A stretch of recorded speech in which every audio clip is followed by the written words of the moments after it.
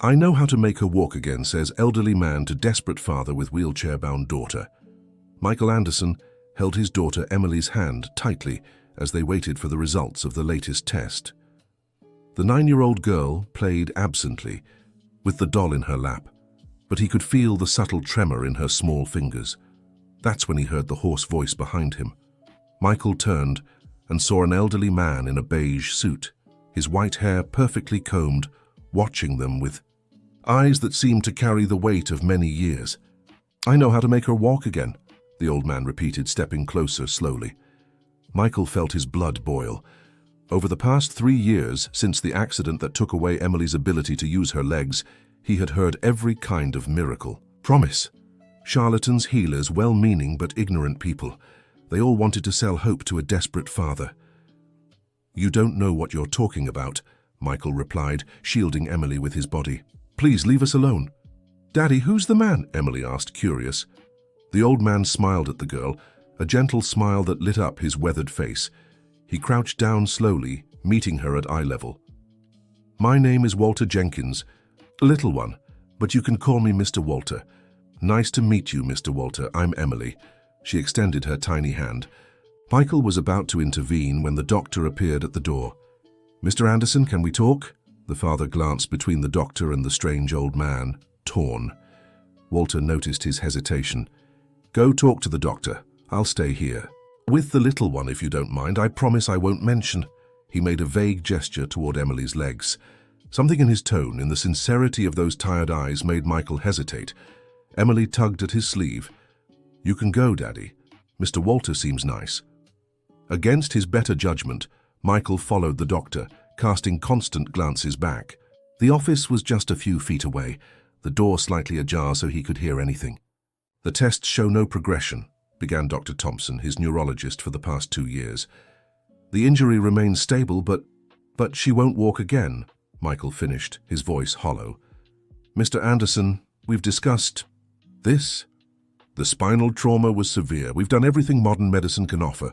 Michael sank into the chair. 3 years. 3 damn years since that day in the park, when Emily fell from the playground. A second of distraction, a 10-foot drop, and their lives changed forever. Are you sure there's nothing else? His voice cracked. There are experimental studies, but nothing approved. And even those... The doctor shook his head. The chances are slim. When Michael returned to the waiting room, he found Emily laughing. The old man, Walter, was making animal shadows with his hands against the wall, and the girl was guessing. Them. It's a rabbit, she exclaimed. Very good. You're as sharp as your mother must have been. Michael froze. How did he know about Sarah? His wife had left 6 months after the accident, unable to handle the guilt and the new reality. Dear listener, if you're enjoying the story, don't forget to like and especially subscribe to the channel. It helps us a lot as we're just starting out. Now, back to the story. How do you know about her mother? Michael stepped forward, tense. Walter rose slowly, his knees cracking. I know more than you think, Michael. I know about the accident at Central Park 3 years ago. I know about Sarah leaving, and I know about the 23 doctor visits, the 4 experimental procedures, the physical therapy sessions that didn't work. Michael's blood ran cold. Who was this man? Have you been following me? I don't need to follow anyone. I was there the day of the accident. The room seemed to shrink. Michael pulled Emily closer. What do you want? To help. As I said, I know how. To make her walk again. Is Daddy mad, Mr. Walter? Emily asked, sensing the tension. No, sweetheart, your father is just being careful. That's what good fathers do. Michael studied the old man's face. There was something familiar about him, but he couldn't place it. If you were there the day of the accident, why didn't you come forward before? Because it wasn't the right time. Emily wasn't ready. You weren't ready. And now we are? Now you have nothing left to lose, do you? The raw truth hurt more than Michael expected. The doctor had just confirmed what he already suspected. Traditional medicine had reached its limit. What are you proposing? He asked, hating the thread of hope in his voice. I know a method. Ancient, different one modern medicine scoffs at, but I've seen it work before. "Daddy, can we try?" Emily tugged his hand. "Please." Michael looked into those hopeful little eyes. The same hope he'd seen fade with every failed appointment, every broken promise. "How much will it cost?" Walter shook his head. "I don't want money. I just want a chance to right a wrong from the past." "What wrong?" The old man looked away for the first time. "That's a story for another time. What you need to know now is that the treatment is long, difficult, and will require radical changes in your lives." "What kind of changes?" "To start, you'd have to move." "Move? Where?" "To a specific house in Aspen, one I prepared for cases like Emily's." Michael laughed, a bitter sound. "You want me to drop everything, my job, our life, to follow a stranger to another city based on empty promises? They're not empty promises." Walter pulled an old photo from his pocket. "This is Madison. 15 years ago, doctors said she'd never walk again. Today, she's a dance teacher." Michael took the photo with trembling hands. It showed a girl in a wheelchair next to a younger Walter. On the back, another photo, the same girl, now a teenager, standing and smiling. "How do I know this is real?" "You don't. That's where faith comes in." "Faith?" Michael rubbed his face. "Do you know how many times I've been asked to have faith these past 3 years? Daddy," Emily touched his face, "what if it's true? What if I can dance like the girl in the photo?" Dance. Emily had loved dancing before the accident. Michael closed his eyes, remembering her twirling around the room, laughing. "I need to think." "Of course," Walter handed him a card. "Call me when you're ready. But Michael, don't take too long. Every day that passes makes it harder." The old man said goodbye to Emily with a pat on her head and left, leaving father and daughter in a silence heavy with possibilities. That night, Michael couldn't sleep. He stood in Emily's doorway, watching her hug the teddy bear Sarah had given her before leaving. The wheelchair beside the bed seemed to mock him, reminding him of all his failures as a father. He picked up Walter's card. Just a name and a number, nothing else. Who was this man? Why had he appeared now when Michael was at his lowest? His phone buzzed. A message from Sarah. How was the appointment? Even after everything, she still cared. In her distant, cowardly way, but she cared. "No changes," he typed back. The typing dots appeared and disappeared several times before her reply came. "I'm sorry." Michael almost told her about Walter, but something stopped him. Sarah had already given up, moved to Chicago, built a new life where her wheelchair-bound daughter was just a painful memory she dealt with through sporadic messages and monthly child support. The next morning, Emily woke up smiling. "Daddy, I dreamed I was dancing." Michael's heart clenched. "Was it a good dream?"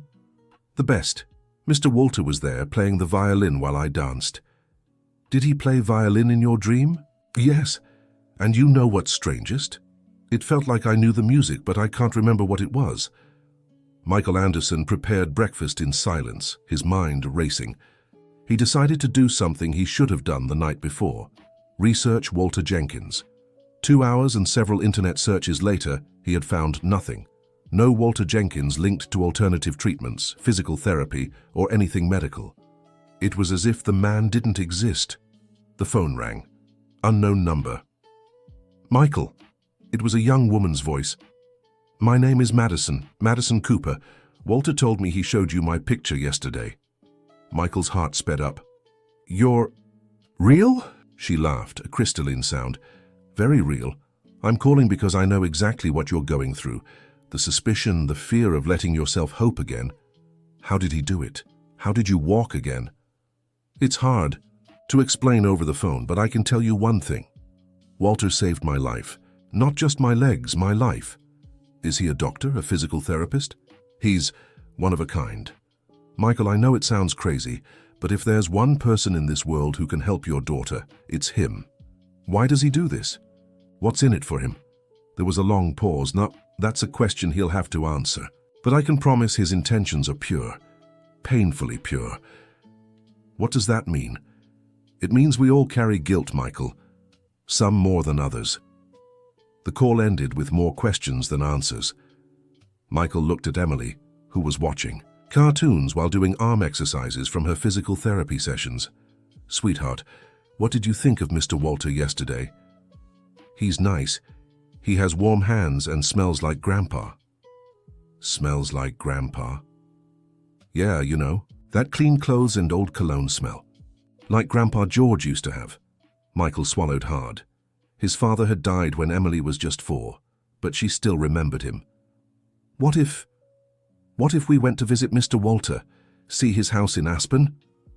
Emily's eyes lit up. Really? Can we? Just to check it out. I'm not promising anything. I know, Dad. You never promise anything. There was a resigned sadness in her voice that broke Michael's heart. He called Walter that afternoon. Knew you'd call. The old man's voice sounded pleased but not arrogant. I want to see the house and I want answers, a lot of answers. Fair, when can you come? Saturday? Perfect. I'll send the address. Michael? Yeah. Thank you for trusting me. I'm not trusting anything. Yet I'm just desperate enough to try. Sometimes that's all we need. The rest of the week passed in a blur. Michael took time off from his job as a civil engineer. His boss, Robert Wilson, was as understanding as ever. It'll all work out, Michael. Emily's a fighter, just like her dad. I hope she's fighter enough, Michael murmured. On Friday night, as he packed for the trip, Michael had an unexpected visitor. His sister Jennifer showed up with her husband Jason and their 2 teenage kids. Heard you're traveling tomorrow, she said, barging in as usual. News travels fast. Michael, what's this about some old man promising miracles? He sighed. He should have known Jennifer would find out. She always had a 6th sense about his decisions. It's not a miracle. It's an alternative. Alternative? Jason cut in. Dude, you're an engineer, a man of science. You can't seriously be considering some mystical nonsense. First, it's not mystical nonsense, Michael defended, though he wasn't sure himself. Then what is it? Jennifer crossed her arms. What's this Walter guy offering? Hope. Emily's small voice came from the doorway. She had maneuvered her wheelchair into the living room herself. He's offering hope, Auntie. Jennifer softened immediately, kneeling beside her niece. Sweetheart, I just don't want you to get hurt anymore. We're already hurt, Auntie. It can't get much worse. The painful wisdom of that 9-year-old silenced the room. Jennifer hugged Emily, tears streaming down her face. Are you really going? She asked Michael. Just to check it out. Then we're coming with you. Jennifer, it's not a request, it's a warning. We're family. If you're getting into something strange, we're doing it together.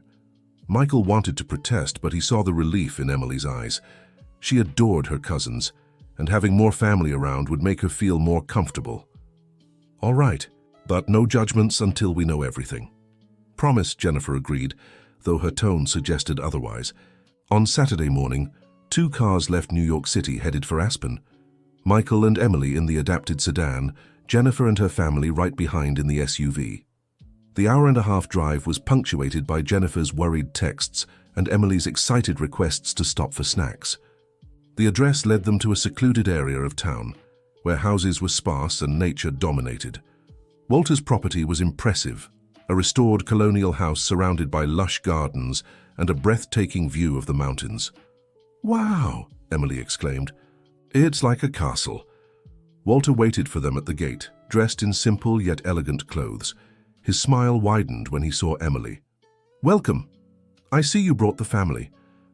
I hope that's not a problem, Michael said, slightly defiant. Not at all. Family is essential in this process. What process? Jennifer got straight to the point. Walter studied her calmly. You must be Jennifer. Emily talks about you often.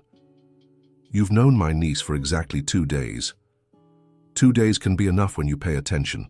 Come, let me show you the house. The interior was even more striking. Spacious, adapted with ramps and wide hallways, yet retaining its colonial charm. What stood out most were the details. Support bars disguised as decorative elements, non-slip floors that looked like aesthetic choices, physical therapy equipment, seamlessly integrated into the furniture. This is amazing, Jason admitted, despite his skepticism. How much did all this cost? The important thing isn't the cost, but what it's for.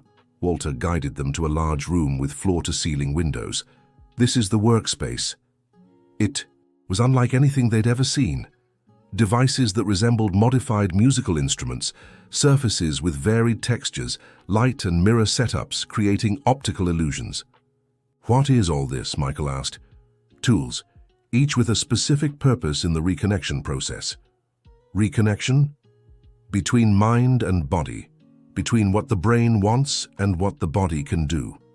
This sounds like pseudoscience, Jason blurted. It does, Walter surprisingly agreed, but results are results. Mr. Walter, Emily's cousins, 16-year-old Nathan and 14-year-old Olivia, approached timidly.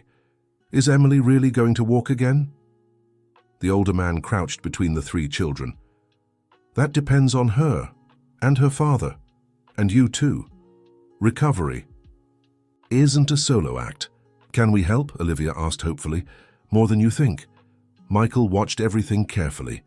The house was perfect, too prepared, as if it had been built specifically for this purpose. How long have you been doing this? Long enough to know what works. That's not an answer. It's the only one I can give for now. Come, let me show you where you'll stay. He led them to the second floor where there were comfortable, well-equipped bedrooms. The room meant for Emily was special, decorated in shades of pink and lavender, with an adapted bed and, surprisingly, a ballet bar on the wall. How did you know she liked ballet? Michael asked, tense. I didn't. But every girl deserves the chance to dance. Emily was enchanted, touching everything with reverence. Can I stay here, Daddy, please? We're still just getting to know the place, sweetheart.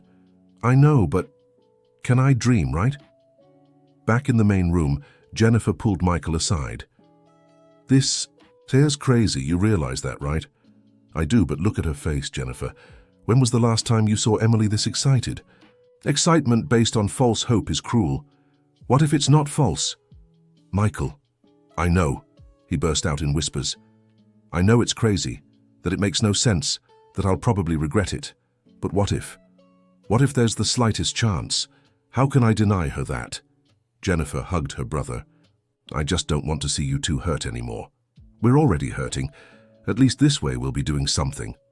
When they returned, Mr. Walter had prepared a snack. While the children ate and chatted, he called Michael into his office. I need to be completely honest with you, he began, sitting down heavily.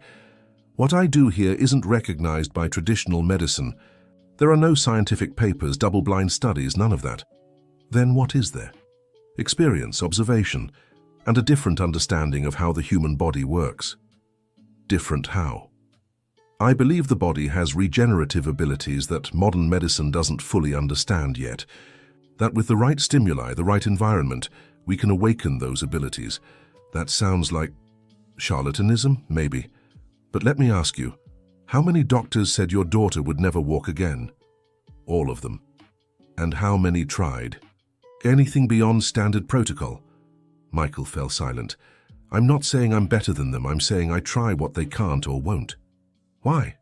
Why do you do this? Mr. Walter went to the window, watching the children in the garden. Emily laughed as her cousins pushed her wheelchair in an impromptu race. 40 years ago, my daughter had an accident. She was Emily's age. Michael felt the air leave his lungs. What happened? I was a doctor, young, arrogant, thought I knew everything. When she fell, I followed protocol to the letter. Every procedure, every recommendation, she never walked again. I'm so sorry. Catherine died at 16, not from the paralysis, but from the depression that came with it. After I lost her, I devoted my life to finding alternatives, paths I'd ignored for being unscientific. And did you find them? I did. Too late for my Katie, but not for other children. How many? Over the years, 12, Emily would be the 13th. Only 12. I don't take every case. There have to be specific conditions, possibilities traditional medicine can't see. And Emily has those conditions? Yes, I saw it the moment I met her. Michael studied the old man's face. The pain there was real, ancient, but still alive. What exactly would happen if we agreed? You'd move here. Initial treatment lasts 6 months, possibly extending to a year. Emily would do daily exercises, some conventional, others not so much. We work with music, movement, sensory stimuli. It's intense. And my job. You'd have to adjust. Part of the process involves the family being constantly present. Sarah, her mother. Not essential, though it would help. What matters is who's present, not who's absent. And if it doesn't work, then at least we tried. But Michael, I need total commitment. No doubts, hidden agendas, constant skepticism. That affects the process. You're asking for blind faith.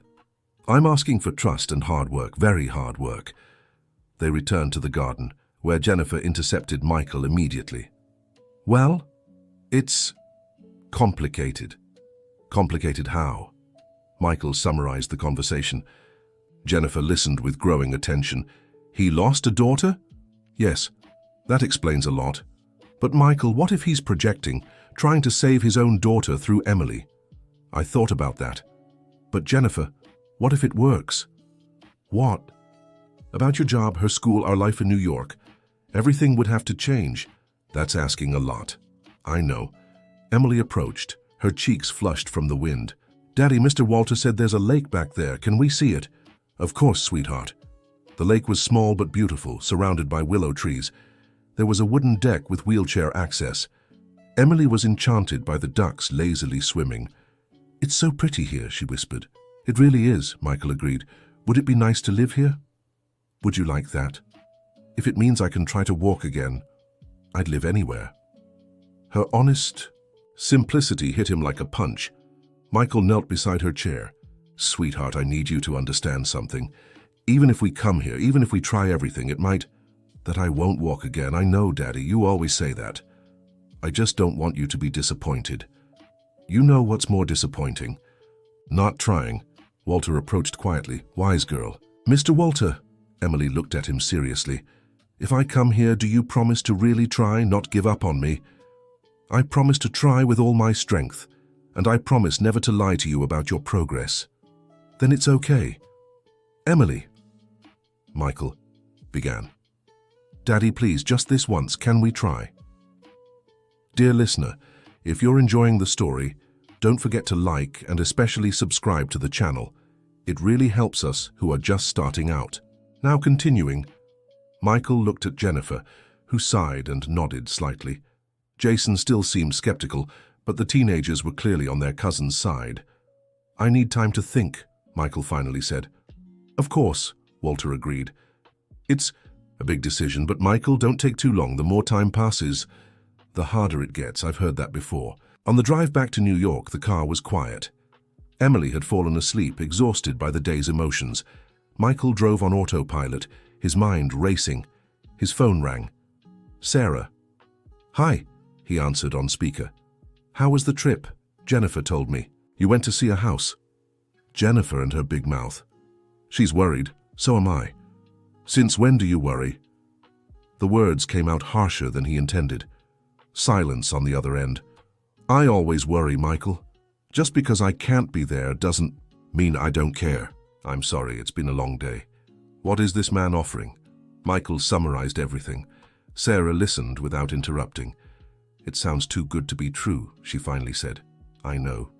But you're going to try anyway. How do you know? Because I know you, and because if I were as brave as you, I'd try too. Sarah, do it, Michael. Move, try, give her this chance. And keep me updated? Always. Michael, if you need financial help, he doesn't want money. Even so, for expenses, adaptations, anything, it's the least I can do. Thank you. Take care of her. Take care of our girl. The call left Michael even more emotionally drained. He glanced in the rearview mirror at Emily sleeping, her face peaceful, and knew the decision was already made. It had been made the moment he saw hope in her eyes. That night, after tucking Emily in, Michael called Walter. I accept your terms. Are you sure? No, but we'll try anyway. Great. When can you move? I need a few weeks to arrange everything. Work, school. Understandable, Michael. Yes? You made the right choice. I hope so. For Emily's sake, I really hope so. The next few weeks were a whirlwind. Michael negotiated with his company to work remotely, promising to come into the office twice a week. His boss was surprisingly understanding. Family comes first, Michael. The company can adapt. Emily's school was more complicated. The principal, Mrs. Sullivan, a stern woman with glasses, wasn't convinced. Mr. Anderson, Emily is doing so well here. We have all the adapted facilities. Her classmates adore her. I know, and I'm grateful for everything you've done, but this is a once-in-a-lifetime opportunity. An experimental treatment in Aspen. Forgive my frankness, but it sounds dubious. Maybe it is, but I have to try.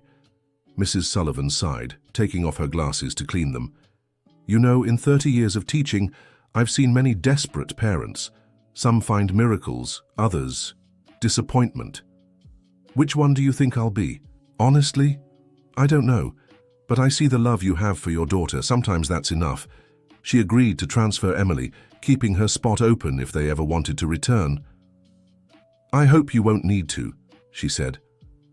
But we'll be here if you do.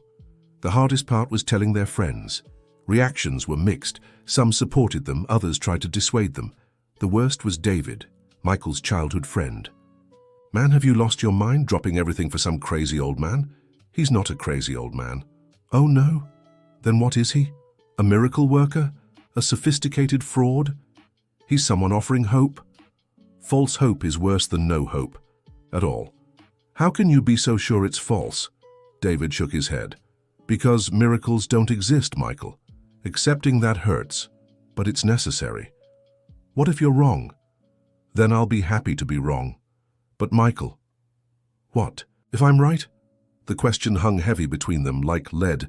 At home, Emily was radiant. She made lists of what to pack, researched Aspen, planned how she'd decorate her new room. Daddy, can I bring my dance trophies? Michael looked at the shelf with the small trophies Emily had won before the accident. He'd avoided looking at them for the past 3 years. Of course you can. And my costume, the pink one with sequins, that too. Even if I can't wear it yet. Especially because you can't wear it yet. One day you will again. Emily hugged him tightly. Thank you for believing, Daddy. I'm the one who should thank you for teaching me to believe. 2 weeks before the move, they had an unexpected visitor. Michael opened the door to find a woman in her 40s, elegant but with tired eyes. Mr. Anderson? My name is Rachel Martinez. Can I talk to you about Walter Jenkins? Michael's blood ran cold. What about him? May I come in? It's important. Reluctantly, Michael let her in. Emily was at physical therapy, thankfully. My son was Walter's patient 5 years ago, Rachel began. Was he? Yes. Tyler was 8 with paralysis similar to your daughter's. And now he plays soccer at school. Michael felt relief wash over him. So it worked. Yes, but... Rachel hesitated. You need to know what you're getting into. What do you mean? The process is yet intense, more than you can imagine. There were times I wanted to quit, times I thought I was torturing my son. Torturing? Not physically, but emotionally. Walter demands a lot. From the child, from the parents. He'll push your limits. But was it worth it? Every second. But Michael, not everyone can handle it. I've seen families quit halfway. What happened to them? They went back to their lives, but I saw it in their eyes, the regret of not continuing. Why are you telling me this? Because someone warned me before I started, and it mattered. I want you to go in with your eyes open. It's hard, terribly hard. But if you endure, my daughter will walk again. More than that, she'll live again. Rachel left her contact and walked away, leaving Michael even more anxious and determined. That night, he told Jennifer about the conversation. At least it confirms it's not a scam, she said. But it also confirms it's harder than we imagined. Do you still want to go? More than ever. Then we'll support you. Me, Jason, the kids. We'll visit often, help with whatever you need. Thank you. Jennifer, that's what family is for. The move finally arrived. Michael rented out their place in New York City, choosing not to sell as a precaution. They packed up an entire life into boxes, each item carrying memories. Emily insisted on helping, sorting what to take and what to leave behind. This book was a gift from Mom, she said, holding a worn-out copy of fairy tales. Do you want to take it? I do. When I can walk again, I'll read it to her. She'll love that. On moving day, a small gathering formed. Jennifer and her family helped with the boxes. Friends stopped by to say goodbye, and neighbors wished them luck. Mrs. Johnson, their neighbor of 10 years, hugged Emily with tears in her eyes. "Come back walking, my angel. I want to see you dance at my 80th birthday party. I promise, Mrs. Johnson." The drive to Aspen was quiet. Michael drove the adapted car while Emily sat beside him, gazing out the window. With every mile they put between themselves and New York City, the weight of their decision grew heavier. "Dad?" Emily broke the silence. "Yes? What if this doesn't work?" It was the first time she'd voiced doubt. "Then we go back home. Simple as that. But you spent so much time arranging everything. Time spent on you is never wasted." "I love you, Dad." "I love you too, sweetheart." Walter was waiting for them at the house, along with a woman they didn't know. "This is Dorothy, my assistant, a retired nurse. She'll help with the process." Dorothy was a warm, smiling black woman with gentle hands. Emily took to her immediately. "Hello, dear. I've heard so much about you. Good things, I hope." "The best? Mr. Walter hasn't stopped talking about you for weeks." While Dorothy showed Emily around the house, Walter pulled Michael aside. "How are you feeling?" "Terrified." "Good. That means you understand the gravity of what we're doing." "Rachel Martinez came to see me." Walter smiled. "I figured she would. Rachel is special." "She said it's difficult." "It is. Harder than you imagine. But Michael, your daughter is strong. I see it in her." "How can you be so sure?" "Experience and faith." Faith, not necessarily religious. Faith in human potential, in the ability to overcome. The first days were about adjustment. The routine was strict. Emily woke at 7, ate a special breakfast prepared by Dorothy, and started exercises at 8. But these weren't conventional exercises. Walter used music, colors, textures. He had Emily close her eyes and imagine herself dancing as she moved her arms. He used instruments that vibrated at specific frequencies against her legs. "This seems crazy," Michael admitted to Dorothy on the third day. "It does," she agreed, "but I've seen it work. The brain is mysterious, Mr. Anderson. Sometimes it needs to be tricked into remembering what it's forgotten." "Tricked?" "Physical paralysis often creates mental paralysis. The brain believes it can't, so it doesn't try. Walter is trying to break that barrier." Emily, meanwhile, loved it. Every exercise was a new adventure. Walter had endless patience, inventing stories for each movement. "Now you're a mermaid," he'd say. "Your legs are a powerful tail underwater." "But mermaids don't walk," Emily pointed out. But when they gain human legs, they walk better than anyone, because they appreciate every step." By the end of the first week, there were no visible changes. Michael fought impatience. "It's early," Walter reminded him.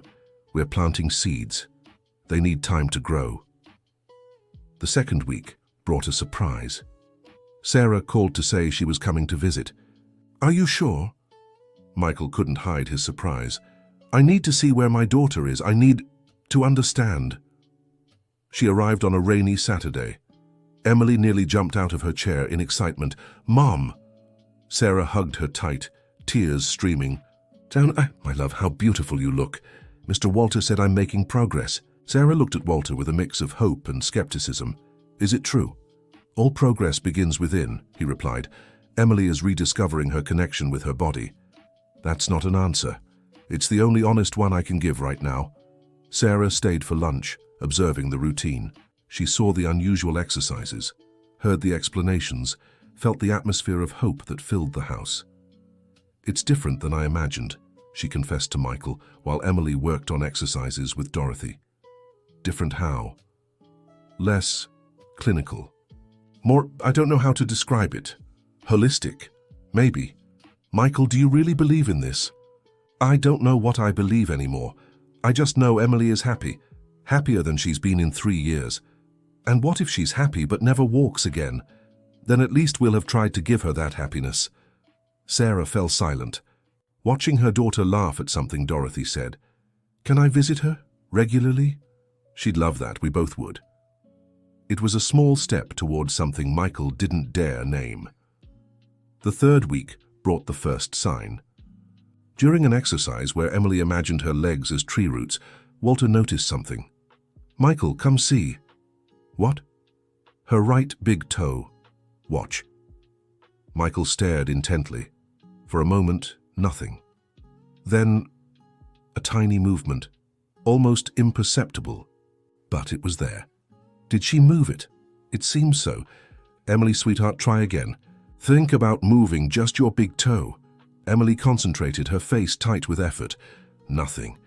I can't, she said, frustrated. That's all right, Walter reassured her. Sometimes the body does things when we're not forcing it. But Michael had seen it, and that tiny movement ignited a flame of hope he struggled to contain. That night he called Jennifer. Her toe moved. Really, Michael, that's amazing. It's just a toe, a tiny movement. But it's movement. It's more than she's had in 3 years. I don't want to get too excited. Why not?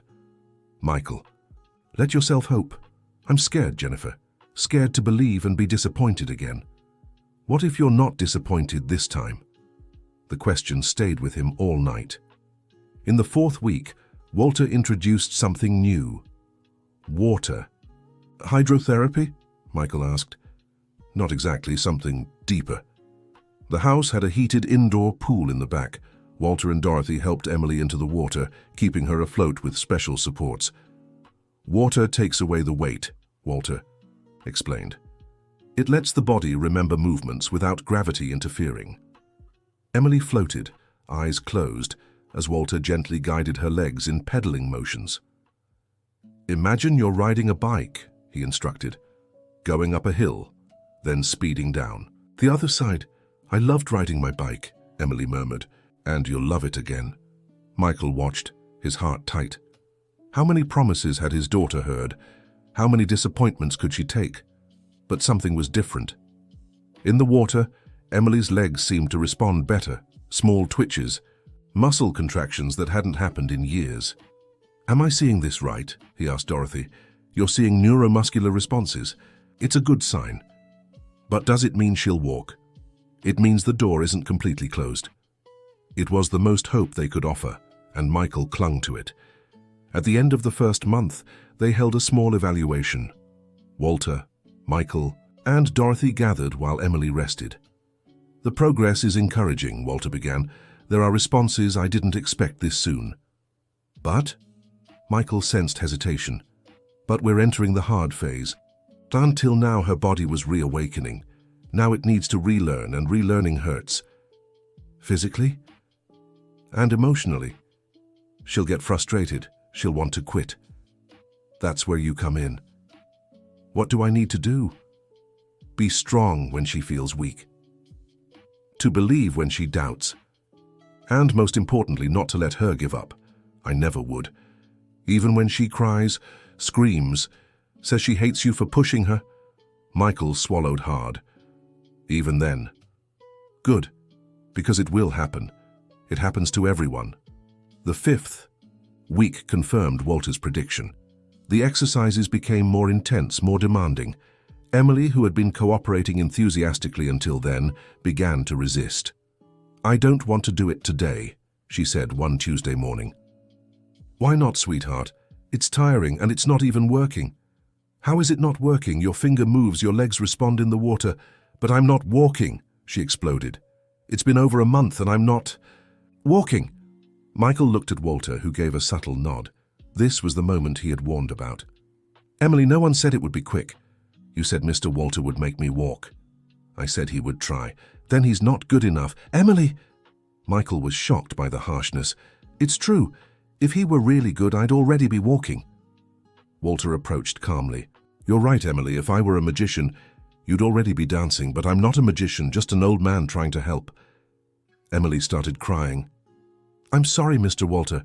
I didn't mean... No need to apologize for feeling angry. Anger is energy. We can use that energy. How? By turning it into determination. Want to know a secret? All my patients who walked again went through this moment. Anger comes before healing. Really? Really? It means your body is fighting. And a body that fights is a body that can win. The crisis passed, but Michael knew others would come. And they did, the following week, worse. It happened during a particularly difficult exercise where Emily had to try lifting her legs against gravity. The effort was tremendous for atrophied muscles. "I can't do it," she shouted. "Try one more time," Walter insisted gently. "No, I'm done trying." She began sobbing uncontrollably, hitting the arms of the chair. "I hate this, I hate my body, I hate everyone." "Emily!"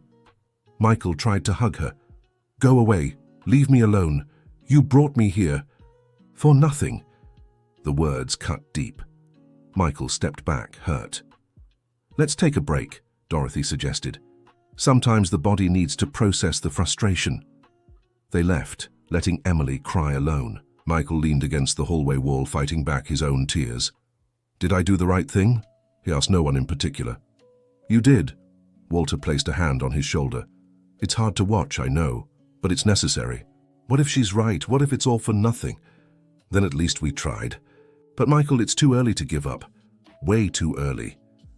That night, Emily apologized. "I didn't mean those things, Dad." "I know, sweetheart. It's so hard. I try so hard, and my body won't listen." "Remember when you were learning to ride a bike? How many times did you fall?" "A lot." "And did you give up?" "No, you wouldn't let me, and I won't let you now." They hugged, and Michael felt his daughter relax in his arms. "Dad, do you think Mom would come back if I could walk again?" The question caught him off guard. "I don't know, sweetheart. But that's not why you're doing this, is it?" "No, but it would be nice." "It would. But some things we can't control. We can only control our effort. Mr. Walter says the same thing." "Wise man." "Dad, promise you won't give up on me?" "Never, my love. Never." The 7th week brought a different surprise. During hydrotherapy, something changed. Emily was doing the pedaling motions when Dorothy noticed. "Walter, look." Emily's legs weren't just responding to guided movements. There was a small, almost imperceptible, but definite voluntary movement. "Emily, do you feel that?" Walter asked, controlling his excitement.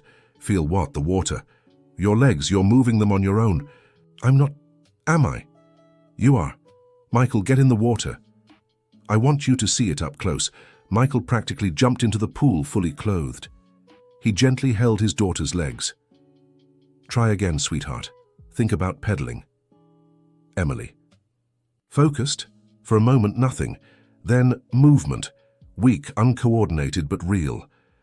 "I felt it," Michael nearly shouted. "I felt the muscle contract. I felt it too." Emily was between laughter and tears. "Daddy, I moved." "You did, my love." They hugged in the water, crying together. Walter and Dorothy watched with quiet smiles. "It's a start," Walter said softly. "A good start." The news spread quickly. Jennifer and her family came over that weekend. Sarah drove from Chicago. As soon as she heard, the house filled with renewed energy. "Show Auntie," Jennifer urged. In the water, with everyone watching, Emily concentrated. The movement came easier this time, her legs responding timidly but consistently. "Oh my God!" Sarah covered her mouth. "She's really moving." "See, Mom?" Mr. Walter said, "I'm his most determined student." "You've always been determined, sweetheart." The progress, though small, changed everything. Emily attacked her exercises with renewed vigor.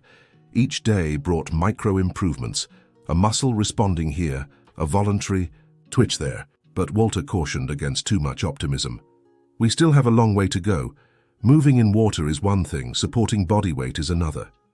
"But is it possible?" Michael asked. "More possible today than it was 2 months ago." That was enough to keep hope alive. The 8th week introduced parallel bar exercises. With Walter on one side and Dorothy on the other, they tried to get Emily standing for the first time in 3 years. The result was disastrous. Her legs couldn't hold any weight, and Emily collapsed, caught by the two of them. "I can't," she cried. "My legs are jelly." "These muscles haven't worked in 3 years," Dorothy explained. "They need to relearn strength, not just movement." "How long?" "As long as it takes," Walter answered. But Michael saw doubt in his eyes for the first time. It was a reminder that despite all the progress, the path ahead was still uncertain. In the following weeks, they established a new routine. Water exercises in the morning where Emily showed more control. Strength training in the afternoon, frustrating but necessary. And at night, something Walter called active visualization. "Close your eyes," he instructed. "Now dance. In your mind, dance like before." "But that won't make my legs work." "Won't it? The brain doesn't know the difference between a vividly imagined movement and an executed one. If you can dance in your mind, my body will remember how to do it for real." Exactly. Was it science, mysticism? Michael couldn't tell anymore. He only knew Emily slept more peacefully on nights she danced in her mind. The third month brought a frustrating plateau. The progress, though slow, had been steady. Now, it seemed to stall. Emily managed limited movements in the water, some muscle response in her legs, but nothing that brought her closer to standing. "Maybe this is all I'll get," she said one particularly hard afternoon. "Don't say that," Michael replied automatically. "Why not? It's true, isn't it? 3 months, Dad. 3 months, and I can barely move my toes outside. The water." Michael looked to Walter for support, but the older man was thoughtful. "Sometimes," Walter began slowly, "the body needs a different kind of push." "What kind of push? Emily, what do you want most in the world?" "To walk, obviously." "No. Walking is the means. What's the end? What would you do if you could walk right now?" Emily thought. "Dance. I'd dance in the school recital." "When is it?" 3 months from now." "But it's impossible." "What if it wasn't?" "Mr. Walter, let's be realistic." I was realistic with Madison. Told her it was impossible to return to Olympic gymnastics in 6 months. Know what happened? What? She proved me wrong. Won bronze at the state competition. Emily's eyes sparkled. "Really? Really? Sometimes we need an impossible goal to achieve what's possible. So, can I try? For the recital?" Michael wanted to protest, to say it was giving false hope. But something in Mr. Walter's look silenced him. "We can try," he agreed. The decision changed everything.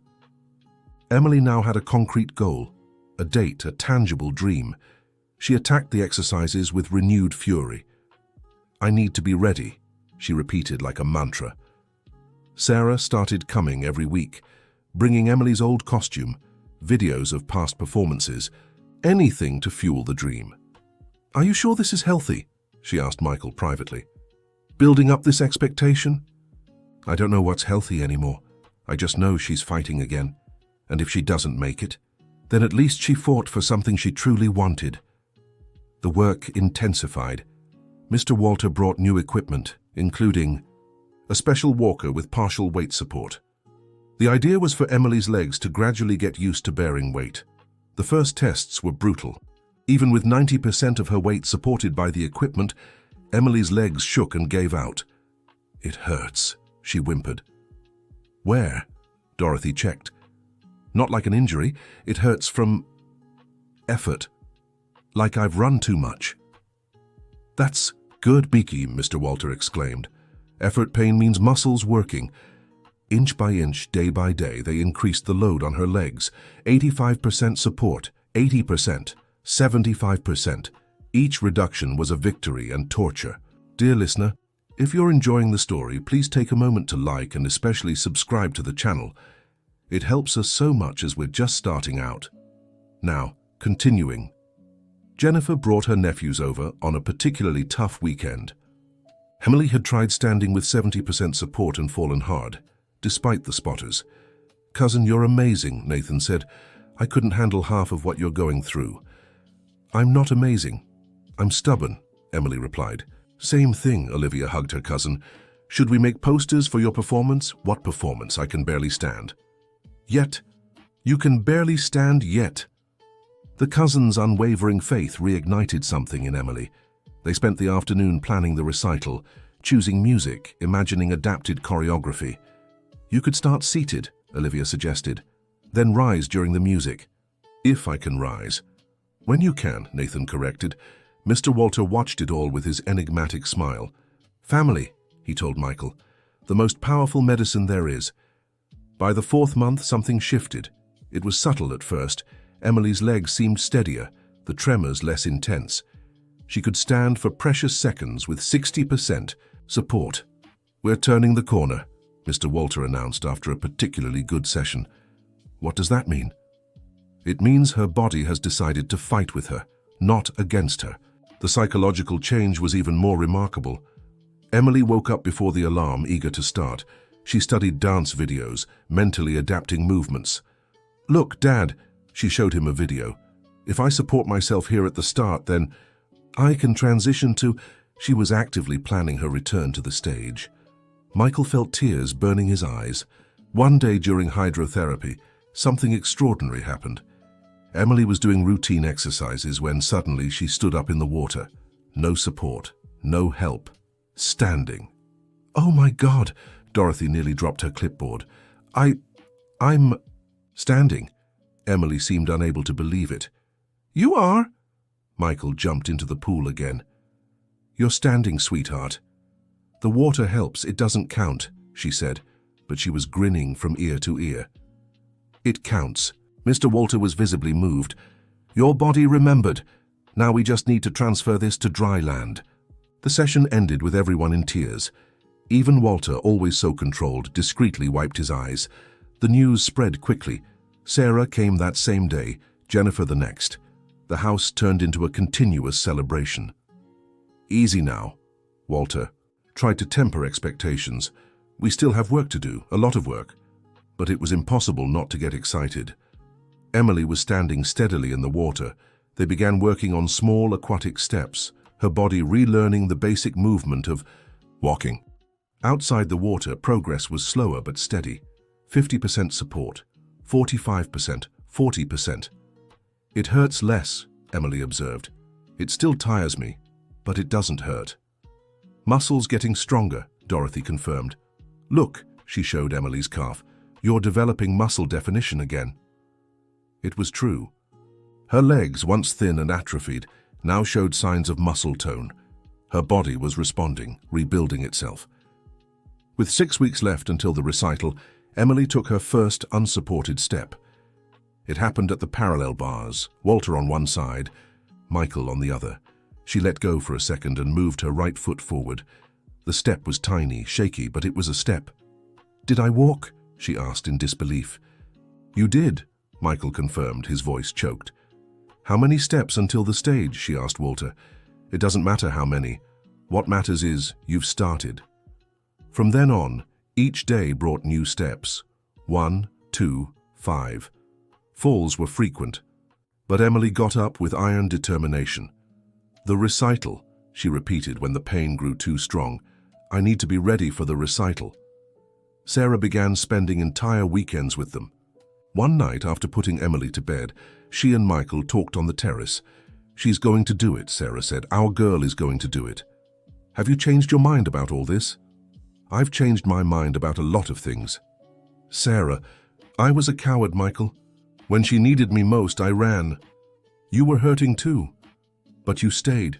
You fought. You found Walter. You did the impossible. I didn't do anything. Emily is the one doing it. With your strength, your faith, Michael, She hesitated. "Do you think we could try again? The three of us?" Michael felt his heart race. "Sarah, you don't have to answer now. Just think about it. I'm changing. Trying to be the mother she deserves, the mother you both deserve." They fell silent, watching the stars over Aspen, possibilities floating in the night air. With 1 month left until the recital, Emily could take 20 consecutive steps with a walker, 30 without. Her endurance grew daily. "I need to dance, not just walk," she insisted. "1 step at a time," Walter reminded her. "I don't have time for 1 step at a time." The self-imposed pressure was worrying. Michael feared she'd hurt herself by pushing too hard, too fast. His fears came true on a Thursday afternoon. Emily attempted a turn when her legs gave out. The fall was bad, twisting her ankle. "No," she shouted, more from frustration than pain. "Not now." Her ankle swelled quickly. Dorothy applied ice while Walter examined it.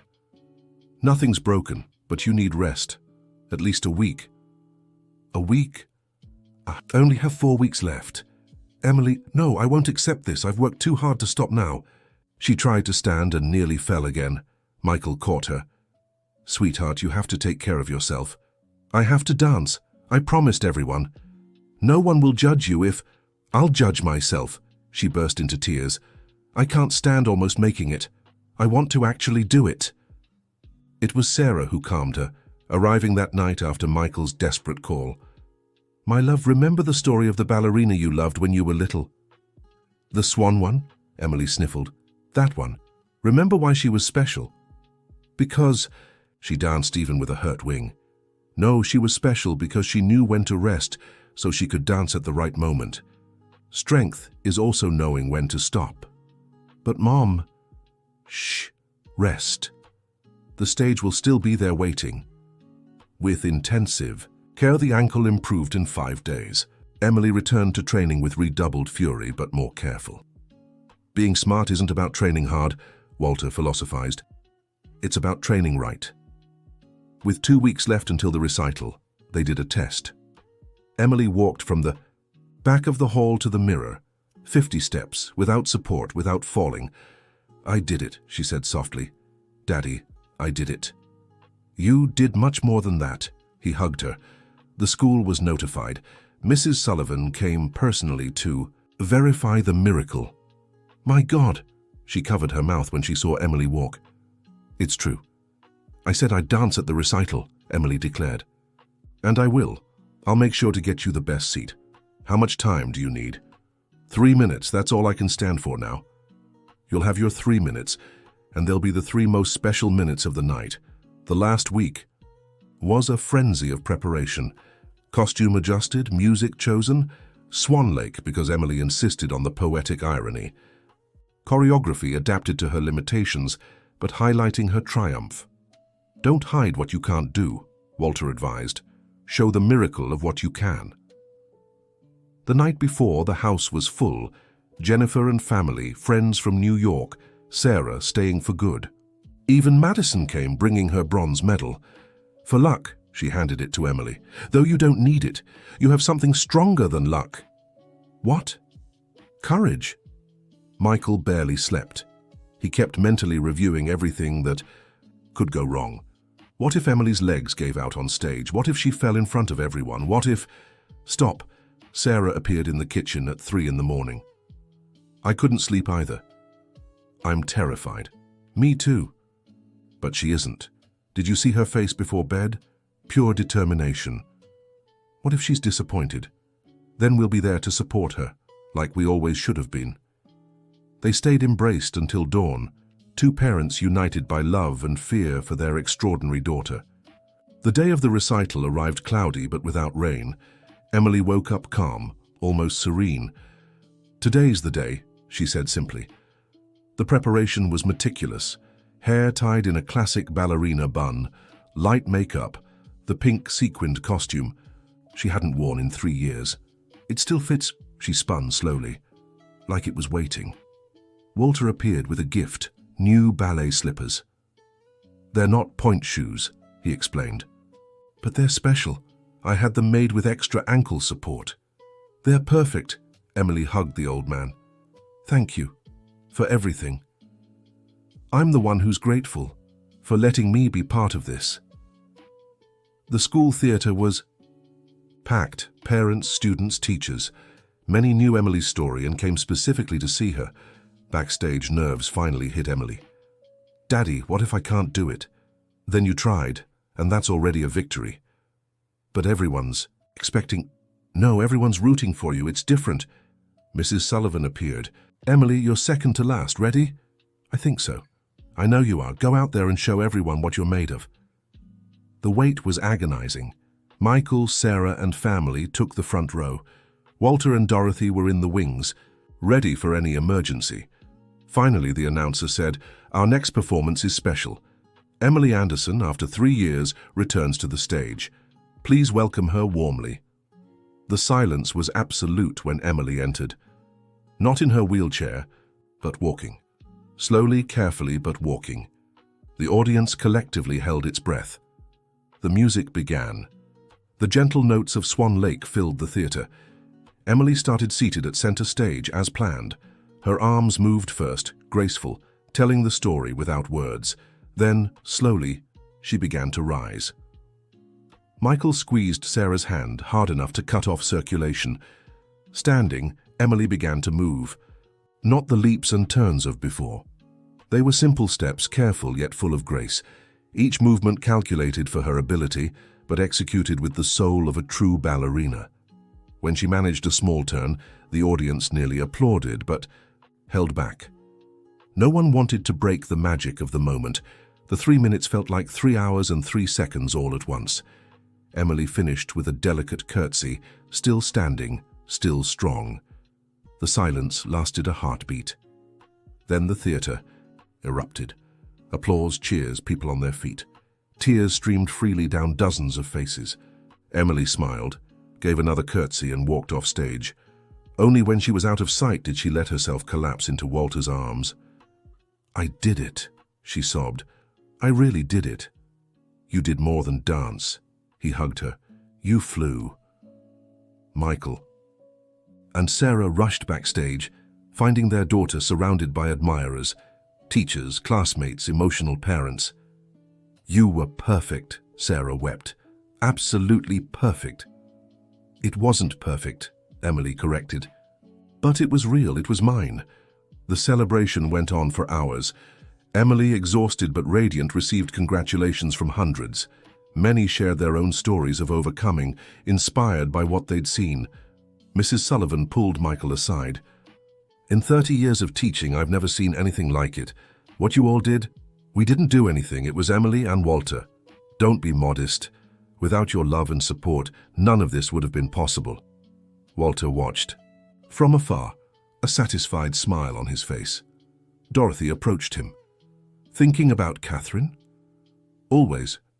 But today it hurts less. She'd be proud." "I hope so. I hope wherever she is, she knows every step Emily took was also for her." The drive home was peaceful. Emily slept in the car, clutching the bouquet she'd been given. Sarah drove while Michael navigated, the family finally together. "Where to now?" Sarah asked softly.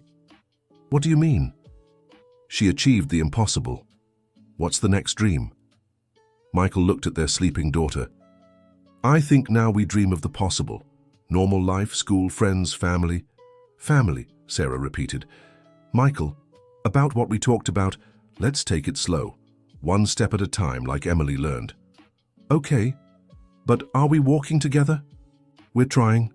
For now, that was enough. Back at the house in Aspen, Walter waited with hot tea. "How do you feel?" he asked Emily. "Tired, sore, happy." She smiled. "Complete." "Good. Because the work continues. Walking for 3 minutes isn't the same as walking all day." "I know, but now I know I can. It's different."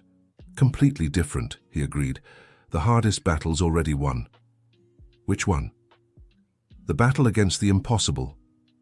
The rest, there's just hard work." In the days that followed, routine continued, but with new purpose. It was no longer about proving something, but building a full life. Sarah decided to stay in Aspen, renting an apartment nearby. "I wasted too much time," she explained. "I won't waste any more." The adjustment wasn't easy. 3 years of absence had left scars. But day by day, meal by meal, conversation by conversation, the family rebuilt. "It's strange," Emily remarked one day. "I spent so long wanting my legs back that I forgot to want other things." "Like what?" Michael asked. "Like having you, both together for my birthday, or going on picnics, just the 3 of us. Normal things. We can do all that now, even if you don't get back together." Michael and Sarah exchanged glances. "Even then," Sarah answered, "we'll always be family." "But it'd be nice if you did," Emily added, with the brutal honesty of children. That night, Michael and Sarah talked for hours about hurts, fears, hopes, about who they'd been, who they were, who they might become. "We're not the same people anymore," Sarah observed. "No. We are versions of ourselves that survived the worst. Maybe they're better versions. There's only one way to find out." They agreed to try, slowly, with couples therapy, with no promises beyond honest effort. 6 months after the recital, much had changed.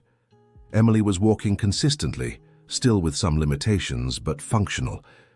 She had returned to school in New York City, visiting Mr. Walter monthly for maintenance. Sarah had moved back in, occupying the guest room, while they rebuilt their relationship. It wasn't perfect, but it was progress. One Sunday morning, as they prepared breakfast together like old times, Sarah made an observation. "You know what's ironic?" "What?" "The accident destroyed our family, but it also rebuilt it stronger." "You think?" "Look at us. We talk more, we support each other more. Emily is more mature, stronger, we're more present. I'd rather not have gone through it." "Me neither. But since we did, we can take something good from it," Michael finished. Emily appeared in the kitchen, limping slightly. She always limped in the morning until her muscles warmed up. "Pancakes?" she asked hopefully. "With blueberries," Sarah confirmed. "Perfect. Oh, I forgot to tell you. Mr. Walter called yesterday. He wants to know if we can come to his birthday party next month." "Of course we're going," Michael replied. "We owe him everything." He said we owe him nothing, that the healing was inside me all along. "Old man's wisdom," Sarah smiled. "Real wisdom," Emily corrected. "But I still think he's a little magical." "We all need a little magic," Michael hugged his daughter. "We already have it," she pointed at the three of them. "Right here."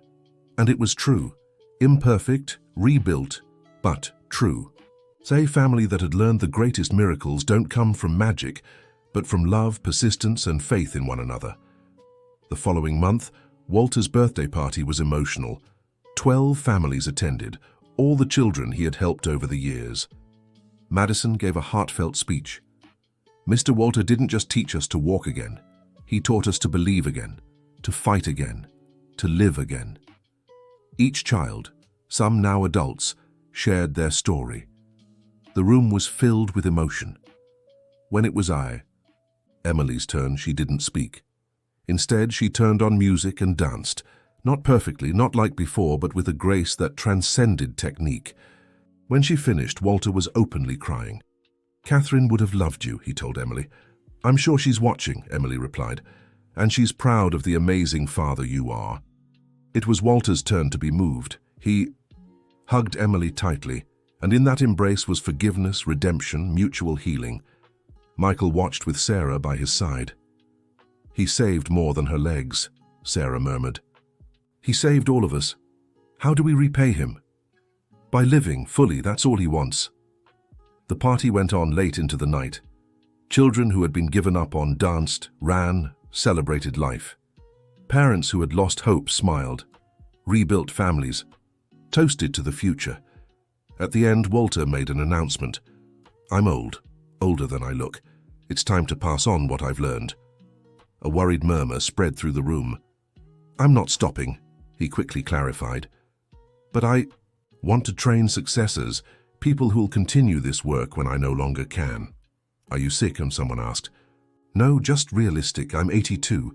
How many more can I help alone?" Dorothy stepped forward. "We've talked about this. We'll create a foundation, formal, structured, but keeping the heart of the work." "How will it work?" Michael asked. "We'll train physical therapists, psychologists, doctors, willing to think differently. Document the methods, expand. Without losing the magic," Walter insisted, "because the magic is real. It's love, faith, refusing to accept the impossible." "Can we help?" several voices offered. "We're counting on that. Each of you is living proof that it works." In the following months, the Catherine Foundation took shape. Michael used his engineering skills to design the facilities. Sarah handled the administrative side. Other families contributed time, money, and expertise. Emily became the unofficial ambassador, visiting hospitals, talking to children who had recently been injured. "The hardest part isn't the wheelchair," she'd say. "It's believing the wheelchair is forever." Her story inspired, but more than that, her presence proved it. Every step she took was a testament to possibility. A year after the recital, Emily competed in an adaptive dance competition. She didn't win. Her limitations were still significant, but she received the Perseverance Award.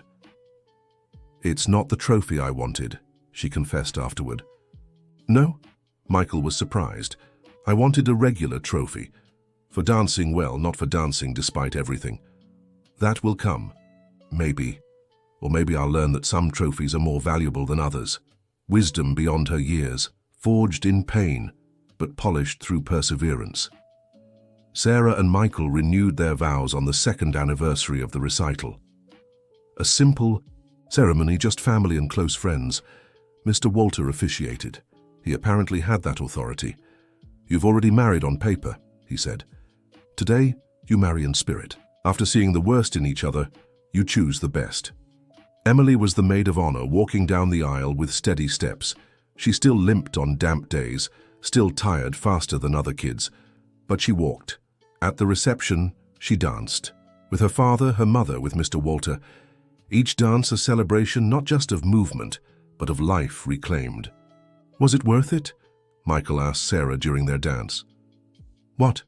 All the suffering, all the pain. Was it worth it for this moment?" Sarah thought, watching Emily laugh with her cousins. "I wish we hadn't gone through any of it, but yes, it was worth it, because we survived, and we became who we are. And who are we? Stronger, more grateful, more alive." It was true. The tragedy that nearly destroyed them had ended up rebuilding them. It wasn't the path they would have chosen, but it was the path they had. The Catherine Foundation grew. In 2 years, they'd treated 30 children with varying degrees of success. Not all of them walked again. Mr. Walter had always been honest about that, but they all improved, all regained hope. Emily became an assistant instructor at 15. She taught the younger kids visualization exercises, shared tricks for the hard days. "The secret," she'd say, "is remembering that the body wants to heal. We just have to remind it how." Mr. Walter, now 85, spent more time supervising than directly treating, but his presence still inspired, still healed. One afternoon, watching Emily teach a 7-year-old girl, he called Michael over. "Look," he pointed to his daughter, "look at what we've built." "What you built?" "No, I just opened the door. You had the courage to walk through." "Why us? Why Emily?" Mr. Walter smiled, the same enigmatic smile as on the first day. "Because I saw in her what I saw in Catherine. Not resignation, not acceptance, fury against the impossible. And is that enough? With love, faith, and hard work, it's more than enough." Emily approached, interrupting the conversation. "Mr. Walter, Lily is making progress. She moved her fingers today. Wonderful, keep up the good work." "Oh, see, Dad?" She turned to Michael. "This is how he changed our lives, one finger at a time." It was an oversimplification, of course. It had been far more complex, painful, uncertain. But the essence was there. Real change doesn't come in instant miracles. It comes in fingers that twitch, in shaky steps, in falls and get-ups. It comes in families who choose to fight together, in strangers who offer unlikely hope, in hearts that refuse to give up. 5 years after that first meeting in the hospital, the Anderson family was unrecognizable. Not because everything was perfect. Emily still had limitations, there were still hard days, but because they had learned to dance with limitations, to find grace in imperfection. On an ordinary evening, making dinner together, the topic came up. "If you could go back in time," Sarah began, "would you change anything?" It was a dangerous question, one they had avoided for years. "I'd prevent the accident," Michael answered without hesitation. "Me too," Emily agreed. But then we wouldn't have met Mr. Walter. We wouldn't have the foundation. The other kids wouldn't be helped." "And what about the 3 of us?" Sarah asked softly. Silence. The unspoken truth that perhaps, just perhaps, they had to break to rebuild themselves stronger. "I don't know," Emily finally said. "I just know I like who we are now." It was imperfect but honest wisdom, not romanticizing the trauma, but acknowledging the growth that came from it. The phone rang. Walter. "Michael? We have an emergency. An 8-year-old boy, accident this week. Family's desperate. Can we take them in?" "Of course." "Great. And Michael, bring Emily. I think her story might be exactly what they need to hear." Hanging up, Michael looked at his family. "Ready to help someone?" "Always," Sarah answered. Let's give them hope, Emily said, already grabbing her coat. They stepped out together into the aspen night, a family forged in the fire of adversity, ready to light a way for others in their darkness. In the car, Emily made an observation. You know what Mr. Walter once said, that he saved 12 kids trying to save Catherine? Yeah. I think every child we help saves a little bit of us too. How so? We give meaning to what we went through. Turn our pain into healing for others. Michael and Sarah exchanged glances. Their 14-year-old had just put into words what took them years to understand. When did you get so wise? Sarah asked. When I learned that walking isn't just about legs, Emily smiled. It's about moving forward no matter how. They arrived at the foundation to a familiar scene. Desperate parents, a frightened child, pessimistic doctors, the cycle beginning again. Walter made introductions. The Johnson family, Jacob, 8 years old, bike accident, incomplete spinal injury. Prognosis, uncertain. This is Emily, Walter said. She has a story to tell. And Emily told it. Not romanticized, not simplified. She spoke of the pain, the fear, the anger, of wanting to give up, of small victories and big frustrations. But you walked again, Jacob's mother, Jessica, noted. I did. Not perfectly, see? Emily demonstrated her slight limp. But I walk, I dance, I live. How long did it take? 6 months for the first steps, years to get where I am, and I still work on it every day. It seems impossible, the father. David murmured. It was impossible, Michael interjected, until it wasn't. They spent hours talking, sharing fears, hopes, practical strategies. By the end, the Johnson family was, if not hopeful, at least willing to try. Do we start tomorrow? Jessica asked Walter. We start when you're ready, but yes, tomorrow would be good. Leaving the foundation, Jacob, who hadn't spoken all night, tugged Emily's sleeve. Does it hurt a lot? He whispered. Emily crouched to his level. Sometimes. But you know, what I found out, the pain of trying fades, the pain of giving up stays forever. Were you scared? Terrified, I still am sometimes. Of what? Of falling, of not being enough, of letting people down. What do you do? I try anyway, because fear only wins if you let it. Jacob nodded solemnly, processing. Then, surprising everyone, he smiled. I'll try too. It was a beginning. As always, everything started with the decision to try. Driving home, the Anderson family sat in thoughtful silence. They had come full circle, from receiving help to offering it. See? Walter had said before they left. The miracle multiplies. Everyone we help can help others. It's like a chain, Emily observed. The strongest one there is, a chain of hope. At home, getting ready for bed, Emily did her nightly stretching routine, necessary to maintain the mobility she had fought so hard to regain. Dad, she called, can I be an official volunteer at the Catherine Foundation? I think you already are. No, I mean officially. I want to learn everything. Physical therapy, Mr. Walter's methods, all of it. Is this what you want to do with your life? It's what I want to do with my life. Different, right? Very.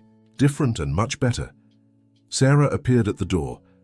I overheard the conversation. I think it's wonderful, sweetheart. Really? Wouldn't you rather I became a traditional doctor? We'd rather you be happy, Michael answered. And useful. And you're being both. Besides, Sarah added, you'd make a terrible doctor. You have no patience for bureaucracy.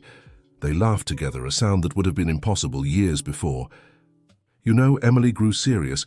Sometimes I think about Catherine, Mr. Walter's daughter. What do you think? That in a way she saved all of us. His pain became our healing. That's a beautiful way to see it. It's the only way that makes sense.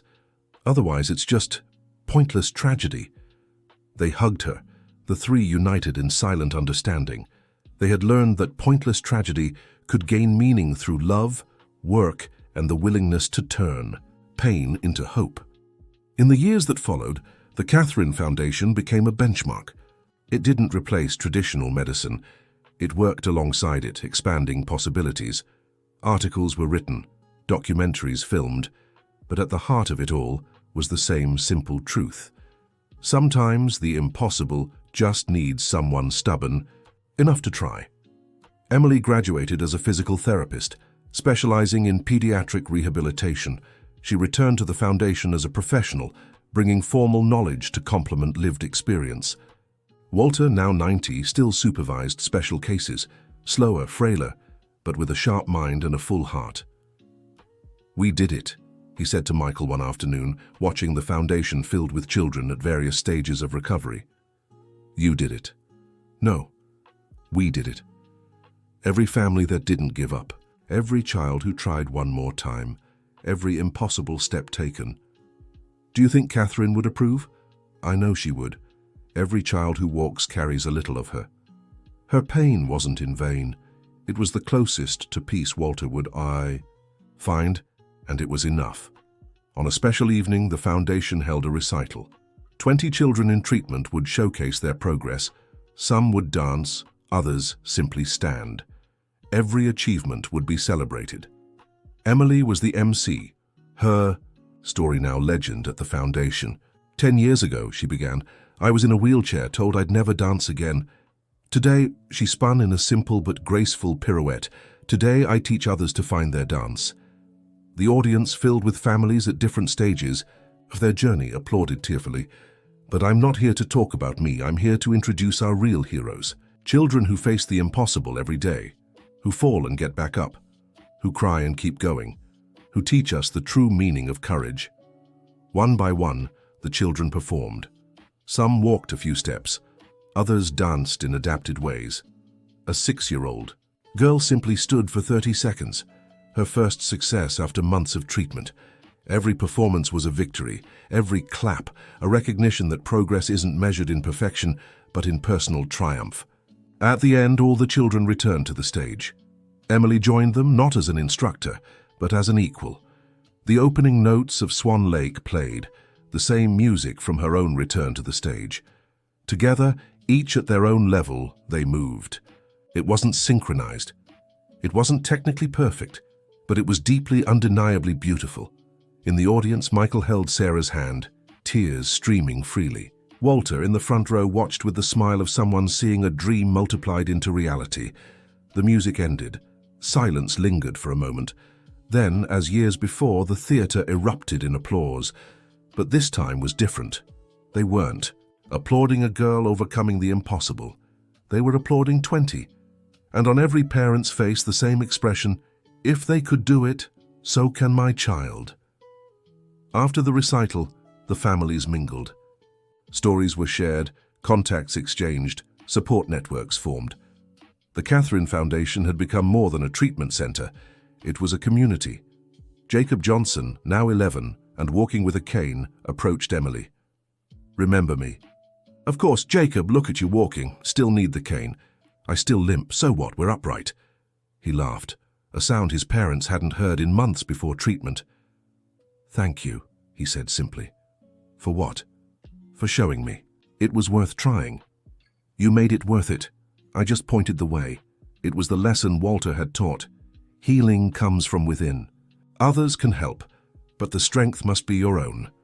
The evening unfolded in celebration, not of journeys ended, but of progress on paths that would last a lifetime. Every child there knew there would be good days and bad, steps forward and back. But they also knew they weren't alone. When the last guest left, Walter gathered his original family, Michael, Sarah, Emily, and Dorothy. I'm old, he began bluntly. Mr. Walter, Emily protested. No, dear. It's a fact, not a regret. I've lived more than I expected, seen more miracles than I deserved. Where are you going with this? Michael asked, sensing something. I want to be sure this, he gestured to the foundation, continues. It doesn't depend on me anymore, which is good. But I need to know the essence will remain. What's the essence? Sarah asked. Unconditional love, irrational faith, tireless work.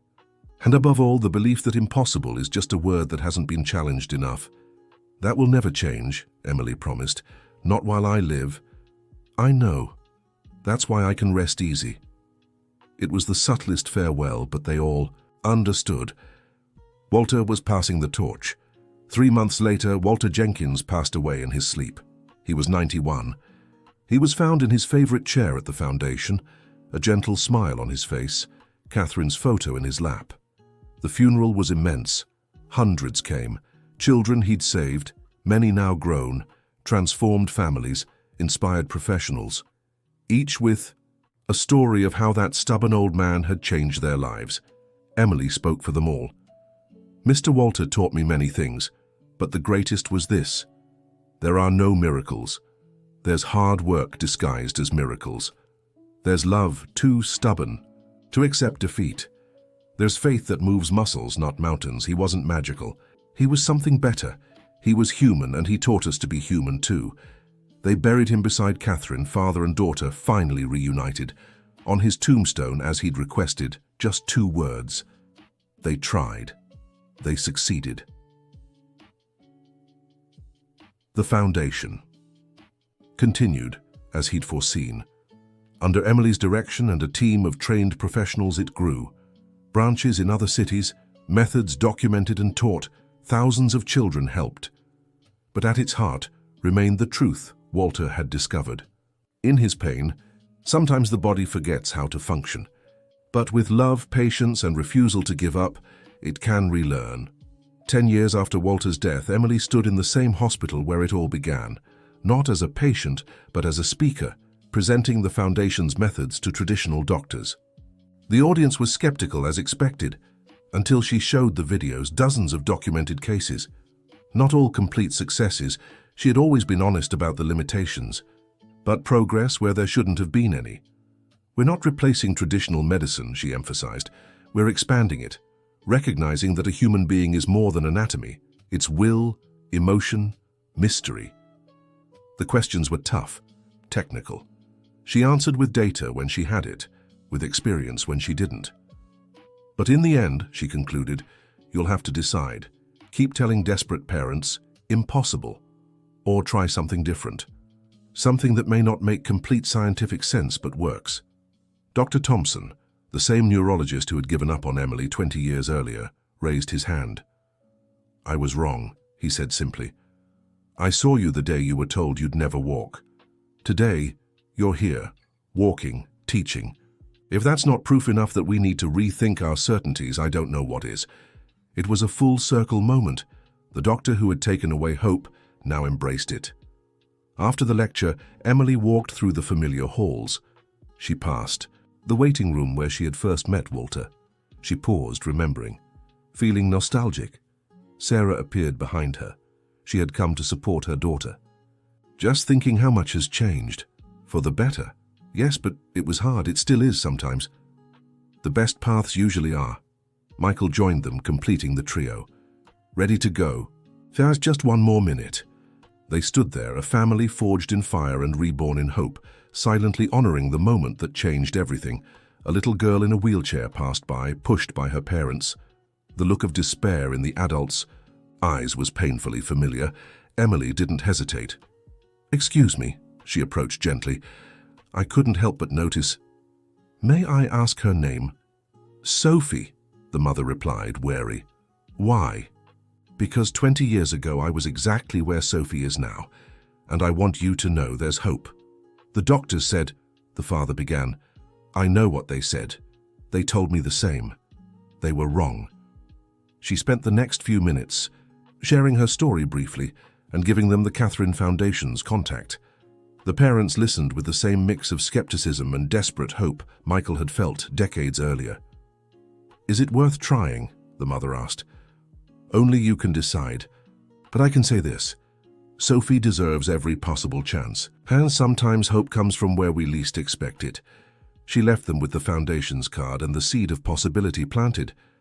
Just like Walter, Michael observed as they walked away. I learned from the best. Do you think they'll come? If they don't, others will. The need for hope is universal. It was true. As long as there were children deemed impossible to heal, there would be people too stubborn to accept impossibility. Back in Aspen, the Catherine Foundation buzzed with activity. 60 children currently in treatment, a growing waiting list. Walter's legacy hadn't just survived, it had flourished. Emily made her rounds checking on each patient. She knew their stories, fears, dreams. To some, she was Dr. Emily. To others, just Em, the woman who understood because she had been where they were. In the office that had once been Walter's, kept exactly as he left it, Emily reviewed the day's cases. On the wall, his photo with Catherine. On the desk, a new frame. Walter on the day of Emily's first recital. "We did it, you stubborn old man," she murmured. "Your beautiful madness became reality." A knock at the door. Tyler, a newly graduated physical therapist and one of Walter's former patients. "Dr. Emily, we have an emergency. 7-year-old. Boy, accident today. Family's desperate. Bring them in, and Tyler, prep the blue room. We'll need all the help we can get." "Do you think we can do it?" Emily smiled, echoing words she'd heard 20 years earlier. "Only one way to find out, but if there's even the slightest chance, we have to try." Tyler rushed off. Emily lingered a moment longer, looking at the photos. Walter, Catherine, her own family, all united by threads of pain transformed into purpose. She stood up, limping slightly as always after long days, but she stood. She walked. Another child. Needed to learn that impossible is just a word, and she would be there to show the way, just as someone had once shown her. The cycle continued. Hope endured. And somewhere, Walter smiled. The end of the story. If you too were moved by Emily's journey and her family's story, leave your like and share in the comments where you're watching from. Do you know someone who has overcome similar challenges? We'd love to hear your story. And don't forget to subscribe for more stories of hope and triumph.